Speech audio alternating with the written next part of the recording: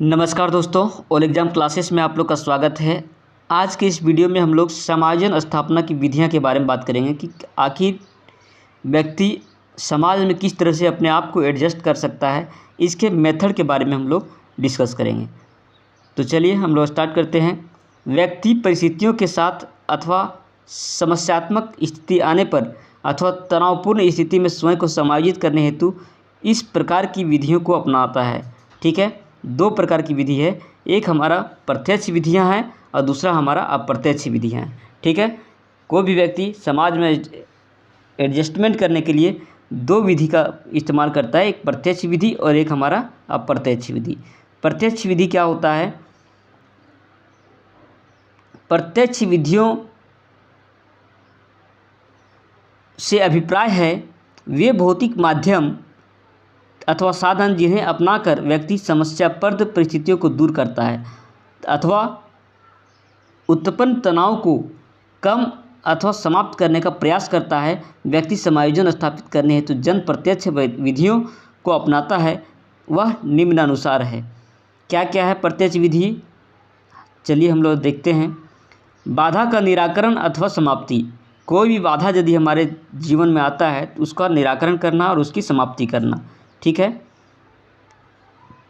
यदि आवश्यकताओं की पूर्ति के संदर्भ में अथवा अन्य किन्हीं कारणवश उत्पन्न तनाव का कारण कोई भौतिक बाधा है तो उस बाधा को दूर कर अथवा समाप्त कर अपनी आवश्यकता की पूर्ति की जाती है तथा अथवा तनाव को समाप्त किया जाता है। उदाहरण के लिए हम अपने गंतव्य स्थान की ओर जा रहे हैं, मार्ग में कोई ऐसी बाधा आ गई तो हम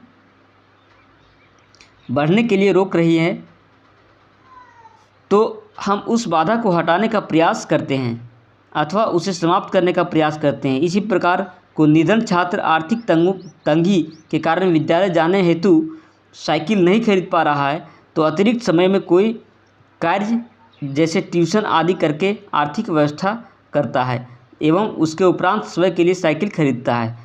निश्चित रूप से यहाँ पर विद्यार्थी ने समस्या के मुख्य कारक आर्थिक बाधा का निराकरण किया और अथवा समाप्त किया। यदि गहराई से विचार करें तो यह स्पष्ट होता है कि बाधा को दूर करने में संबंधित व्यक्ति में धैर्य और दृढ़ता, इच्छा शक्ति का पाया जाना निहित है। ठीक है, नेक्स्ट हमारा है वैकल्पिक साधन अथवा अन्य मार्ग को अपनाना।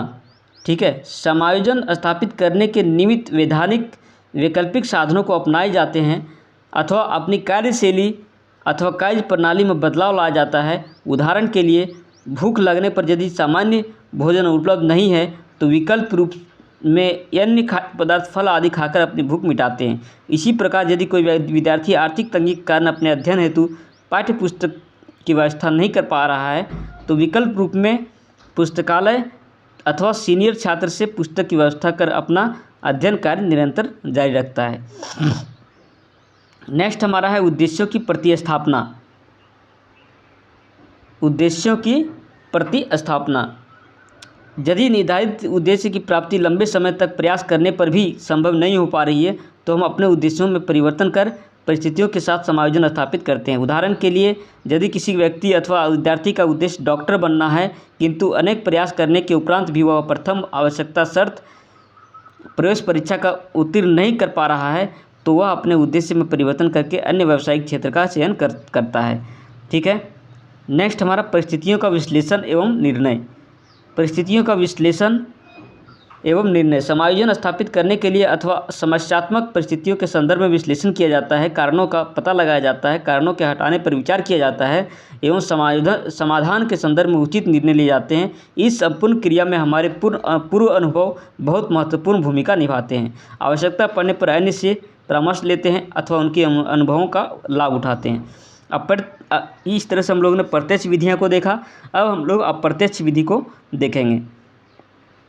अप्रत्यक्ष विधि जो है वो हमारा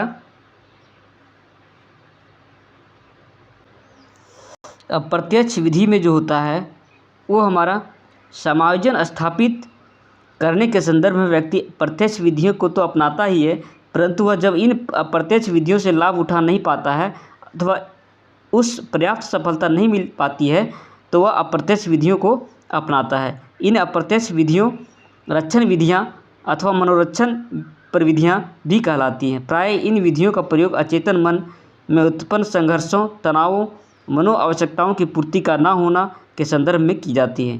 अन्य रूप में वह यह भी कहा जा सकता है कि व्यक्ति मनो आवश्यकताओं की पूर्ति का न होना के संदर्भ में की जाती है। अप्रत्यक्ष अथवा मनोरक्षण विधियाँ जिनकी व्यक्ति प्राय प्रयोग में लाता है निम्नानुसार है। सबसे पहला जो अप्रत्यक्ष विधि है उसमें हमारा युक्तिकरण अथवा औचित्य स्थापन, ठीक है। स्वयं की संतुष्टि के लिए, अपने यहम की रक्षा के लिए, विफलताओं से स्वयं को बचाने के लिए अधिकांशतः व्यक्ति इस विधि का प्रयोग करते हैं। इस विधि में व्यक्ति द्वारा अपनी असफलताओं तथा लक्ष्य तक न पहुंचने की स्थिति में दोषारोपण बाहरी वस्तुओं, बाहरी व्यक्तियों पर लगाया जाता है एवं स्वयं के यहम की रक्षा करता है। उदाहरण के लिए यदि किसी विद्यार्थी के किसी विषय विशेष अथवा सभी विषय में फेल हैं तो वह अपने माता पिता अथवा मित्रों से यही कहता है कि मैंने तो तैयारी पूरी की थी किंतु मेरी कॉपी को परीक्षकों ने सही ढंग से जांचा नहीं है, ठीक है। अथवा वह कह सकता है पेपर बहुत कठिन था, अथवा यह कहेगा कि परीक्षा वाले दिन में मैं बीमार पड़ गया था, ठीक है। नेक्स्ट जो हमारा है अप्रत्यक्ष विधि में वो हमारा आत्मीकरण है, ठीक है।